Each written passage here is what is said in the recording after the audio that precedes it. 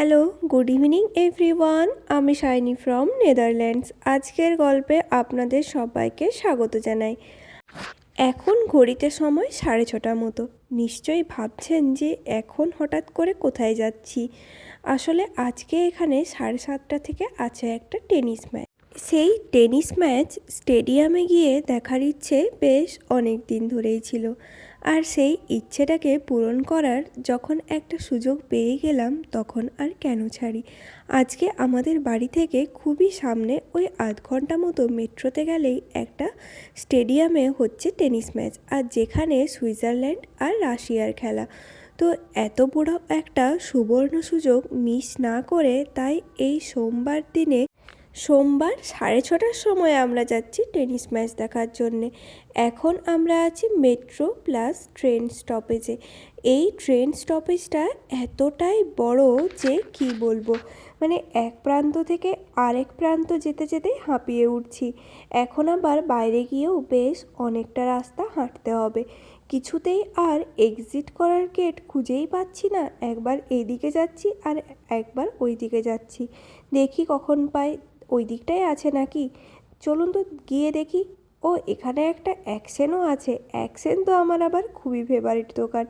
ওই যে ওই রাস্তা দিয়ে সবাই যাচ্ছে, হয়তো এটা এক্সিট গেট হতেও পারে, তারপর আবার বলা যায় না। যাক বাবা, অনেক কষ্টে বাইরে বেরোতে পেরেছি। ওই যে আহয় লেখাটা আছে, ওখানেই আজকে আমরা যাব টেনিস ম্যাচ দেখার জন্যে। এটা এভিএন আমরো, এখানকার যে ব্যাংক, তার থেকে স্পন্সরশিপে। ও বাবা, এত লাইন! এই ঠান্ডার মধ্যে এতটা লাইন দিয়ে দাঁড়াবো কী করে? বাইরে 2 মিনিট দাঁড়ানো যাচ্ছে না। বেশ অনেকক্ষণ লাইন দিতে হয়েছিল। তারপর কোনো রকমে আমরা ঢুকলাম, আর ভেতরে ঢুকে একটু শান্তি। বাইরে তো এখন তাপমাত্রা -2-3 হবে, প্রচণ্ড ঠান্ডা, সাথে আবার হাওয়া দিচ্ছিল। ভেতরটায় এসে শান্তি বাবা, এখানে তো হিটার চলছে, যার জন্যে গরম। আর যখন আমরা এই টেনিস ম্যাচ দেখার জন্যে বুক করছিলাম তখনও আগের থেকেই দেখে নিয়েছিলাম যে এটা খোলা নাকি ঢাকা দেওয়া। যদি ওপেন প্ল্যাটফর্ম হতো তাহলে তো আজকে শেষ, তাহলে আজকে আর আসতামই না আমরা। যেহেতু এটা ক্লোজড, তার জন্যে এখানে সবাই আরামসে এই ঠান্ডার মধ্যে বসেও দেখতে পাচ্ছিল। দেখুন, গ্যালারি কিন্তু একদম ফুল, আর স্টেডিয়ামে প্লেয়ার নেমেও পড়েছে। চলুন এরপর তাহলে মন প্রাণ দিয়ে খেলাটাই দেখা যাক। খুব ভালো জায়গায় সিট পেয়েছি, আর যেখান থেকে খুব সুন্দরভাবে পুরোটার ভিউ পাওয়া যাচ্ছিল।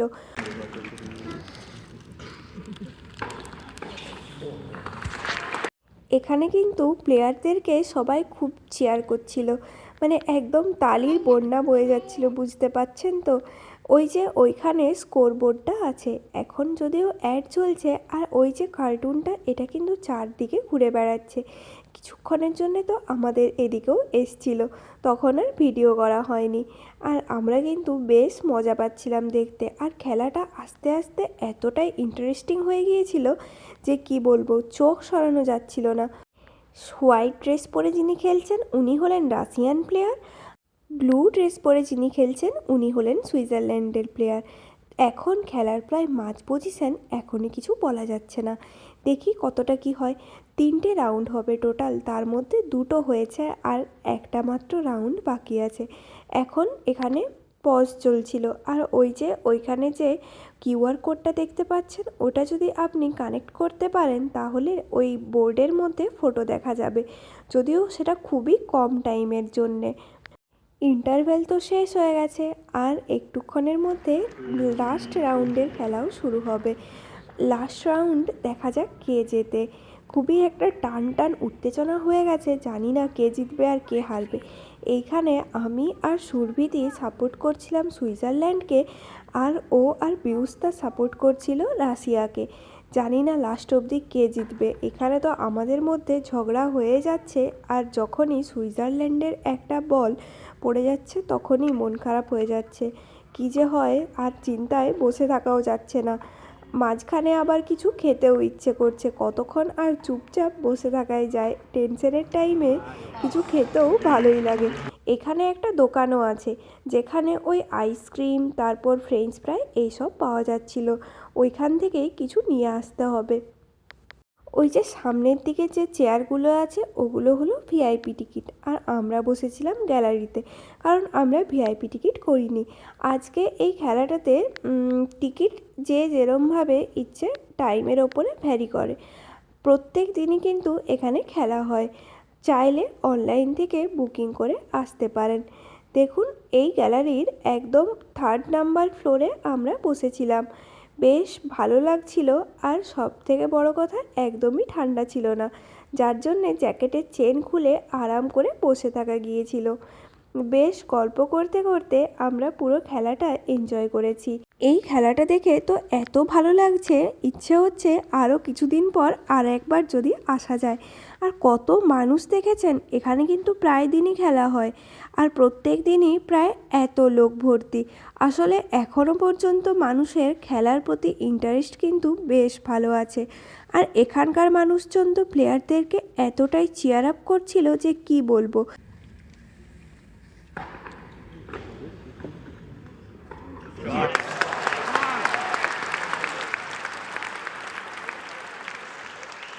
এই যে আমি এখানে ফ্রেঞ্চ ফ্রাই নিয়ে চলে এসেছিলাম, আর ওপরে বেশ অনেকটা মায়োনিজ। এই ফ্রেঞ্চ ফ্রাই এনজয় করতে করতে এই সুন্দর খেলাটাও দেখতে থাকি, আর সবার সাথে তালিও বাজাতে থাকি। ও এখন তো আমি আর তালি বাজাতে পারবো না, আমার হাতে ফ্রেঞ্চ ফ্রাই আছে। যাক, ওনারা আমাকে মাপ করে দেবেন, জানে আমি খাচ্ছিলাম। এখানে সবাই কিছু না কিছু খাচ্ছিল। সুরভিদি খাচ্ছিল একটা ওই চিজ বল টাইপের, আর পিউসদা খাচ্ছিল কেক, আর ও খাচ্ছিল জুস।